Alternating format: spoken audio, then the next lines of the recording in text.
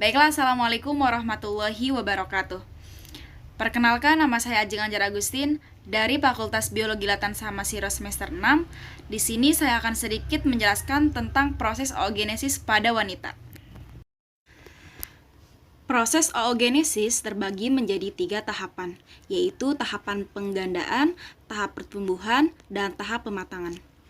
Pada tahap penggandaan terjadi pada ovarium janin ketika masih dalam kandungan. Tahap penggandaan ini, sel primordial mengalami pembelahan mitosis, membentuk oogonia yang bersifat diploid. Tahapan kedua yaitu pertumbuhan. Oogonia mengalami pembelahan mitosis, membentuk oosit primer atau diploid. Oosit primer kemudian mengalami fase istirahat sampai masa pubertas.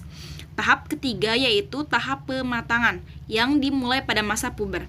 Pada saat puber, oosit primer membelah secara meiosis 1, menghasilkan oosit sekunder dan badan polar 1.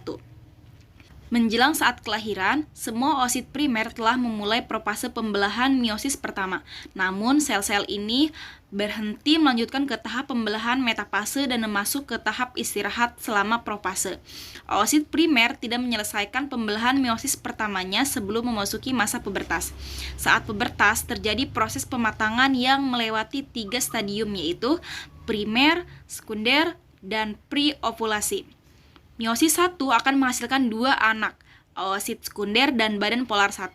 Kemudian, sel akan masuk pada tahapan meiosis 2, tetapi akan terhenti pada tahap metafase sebelum ovulasi. Kemudian, sel akan masuk pada tahapan meiosis 2, tetapi akan berhenti pada tahapan metafase sebelum ovulasi, dan akan terselesaikan ketika sel terbuahi. Jika tidak terjadi pembuahan, maka sel akan berdegenerasi 24 jam setelah terjadi ovulasi. Baiklah, mungkin hanya itu yang dapat saya sampaikan. Kurang dan lebihnya mohon maaf. Billahi taufiq wal hidayah. Wassalamualaikum warahmatullahi wabarakatuh.